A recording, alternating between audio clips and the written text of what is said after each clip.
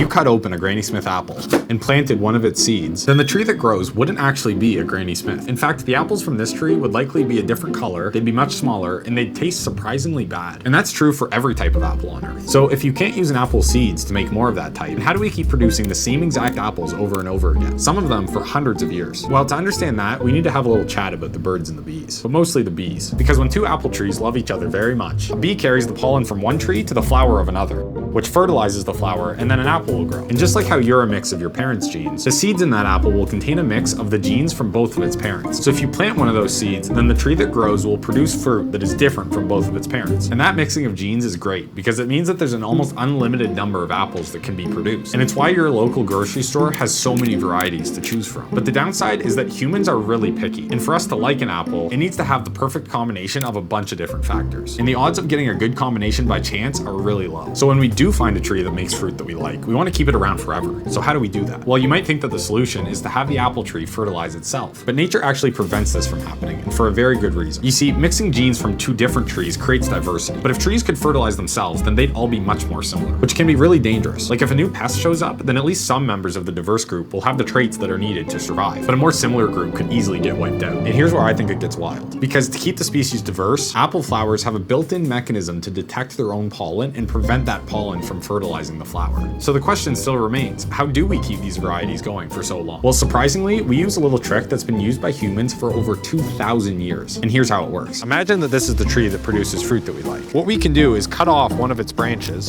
and then we'll go to another tree, cut off a branch from the second tree, and then taking our first branch from the tree we like, after some careful cuts and a little bit of tape. Now, over time, these will actually fuse together, and this second tree will also start producing the fruit that we like. And we can repeat this process over and over again, which is how we go from one tree to millions of trees all over the world producing the same variety of fruit. For example, the first Granny Smith apple tree grew from a random seed by accident in Australia. And when people discovered that it produced really tasty fruit, it was grafted over and over again. And now there are tens, if not hundreds of millions of Granny Smith apple trees producing billions of these fruit every year all around the world. So the next time you pick up an apple in a grocery store, keep in mind that no matter where you are in the world, it wouldn't be there if it weren't for just a small handful of trees. And those trees are basically immortal so long as we keep grafting them and basically refusing to let them die, which is pretty cool.